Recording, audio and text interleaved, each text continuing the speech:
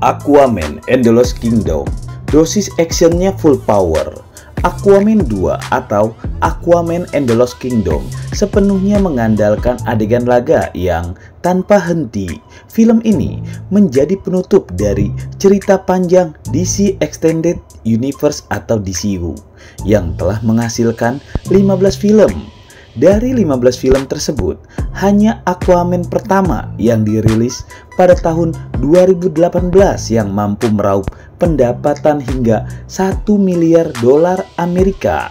Hal ini menunjukkan bahwa film karya James Wan tersebut merupakan anomali di antara film-film DCU lainnya yang secara keseluruhan lebih cenderung gagal daripada sukses. Aquaman and the Lost Kingdom diharapkan dapat melanjutkan keberhasilan yang telah dicapai sebelumnya dan menjadi puncak yang memuaskan bagi para penggemar DCU. Fakta, secara survei, sebenarnya catatan Aquaman sebenarnya tidak terlalu bagus dan tidak terlalu mengesankan. Menurut situs web Rotten Tomatoes, rating dari eksekutif hanya mencapai 65% saja, lebih dari 400 orang yang memberi nilai. Sementara dari penonton umum, ratingnya sebesar 72% dari lebih dari 25.000 orang yang memberi nilai. Di IMDb, skornya bahkan lebih rendah, hanya 6,8 dari skor maksimal 10 nilainya. Ini didapat dari 500.000 pemberi nilai. Meskipun demikian, Aquaman tetap berhasil menarik perhatian dan memberikan pengalaman yang memuaskan bagi sebagian besar penontonnya. Skor tidak selalu mencerminkan kualitas yang sebenarnya dari suatu karya, dan Aquaman adalah bukti bahwa pengalaman menonton dapat berbeda-beda bagi setiap orang. Meski begitu, satu hal yang dipahami betul oleh James Wan sebagai sutradara saat membuat Aquaman adalah penonton hanya ingin bersenang-senang di dalam studio bioskop. Karena itulah resep membuat film blockbuster yang secara jor-joran menampilkan adegan action penuh CGI nyaris tanpa jeda berhasil dan membuat Warner Bros. Picture meraup keuntungan. Rumus ini pula yang kembali dipakai James Wan dalam membuat sequelnya, yaitu Aquaman 2 atau Aquaman and the Lost Kingdom. Dengan kembali membawa para pemain utama, James Wan juga menambahkan dosis adegan laganya menjadi berlipat-lipat daripada sebelumnya, memakai lokasi yang lebih banyak lagi.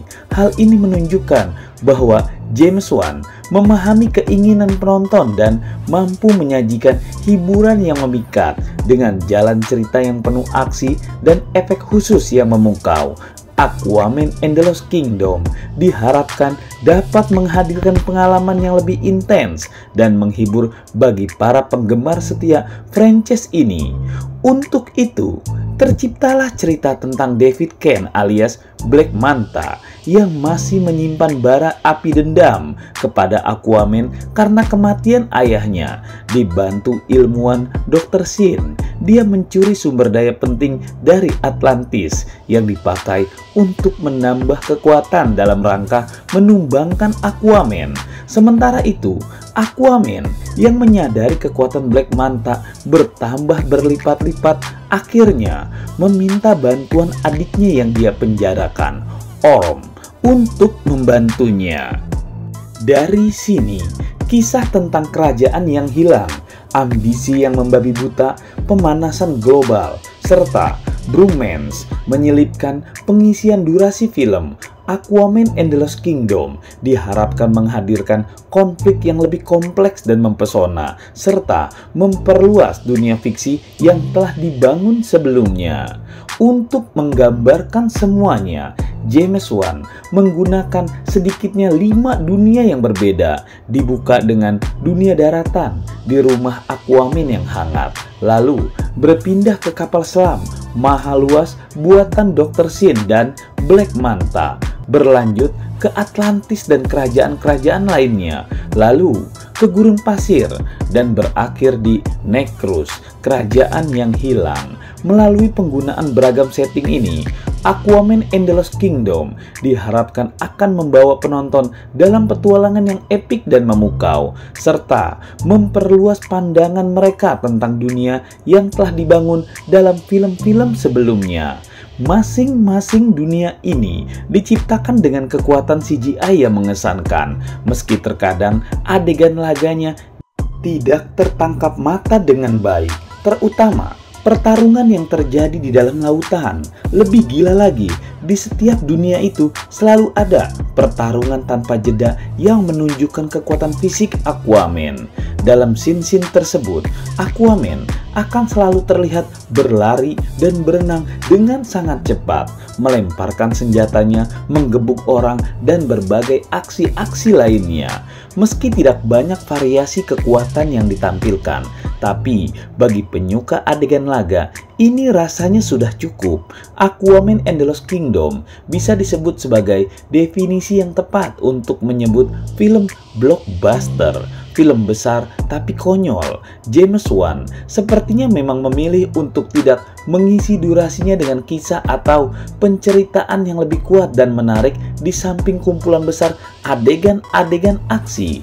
Dengan penggunaan teknologi CGI yang canggih, film ini diharapkan mampu memberikan pengalaman visual yang luar biasa bagi para penontonnya.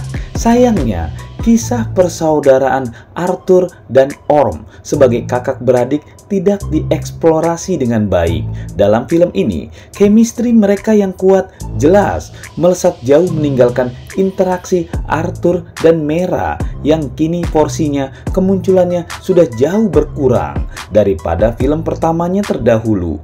Bagaimana suasana hati Orm yang melihat kekasihnya Mera kini menjadi istri dari kakaknya. Sungguh, hal ini merupakan sebuah drama keluarga superhero yang unik dan menarik untuk dieksplorasi lebih dalam.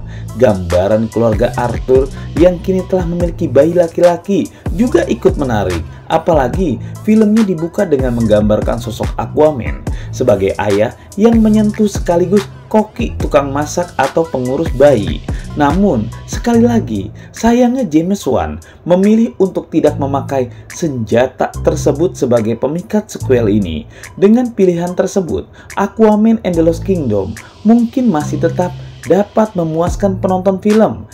Dan bagi mereka yang mencari sesuatu yang segar, film ini bisa jadi akan sangat menyenangkan untuk ditonton dari awal hingga akhir. Bahkan, kalian tidak akan terasa waktu itu terbuang percuma. Seakan-akan waktu berlalu dengan cepat karena setiap adegan-adegan dalam film Aquaman 2 ini terasa begitu tidak terasa membuang waktu. Tanpa sadar, kalian telah berada di akhir film.